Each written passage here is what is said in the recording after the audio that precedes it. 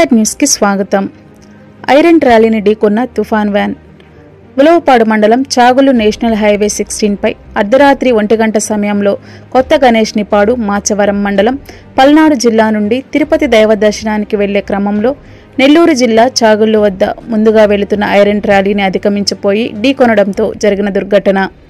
ఈ ఘటనలో తుఫాను వ్యాన్లో ప్రయాణిస్తున్న 10 మంది పెద్దలు, 3 చిన్నారులు, వారిలో 2 నంబులు వెంకట నరసమ్మ, సుభాషిని సంఘటనా స్థలంలోనే మరణించగా, ప్రాణాపాయ స్థితిలో ఉన్న అభిరామును మెరుగైన వైద్యం కొరకు కావలి ఏరియా వైద్యశాలకు తరలిస్తూ ఉండగా మార్గం మధ్యలో మరణించినట్లు, మిగిలిన ప్రయాణికులలో మరి 2 పరిస్థితి విషమించడంతో మెరుగైన వైద్యం కొరకు ప్రభుత్వ వైద్యశాలకు తరలించగా చికిత్స పొందుతూ మరణించినట్లు పోలీసులు తెలియజేశారు.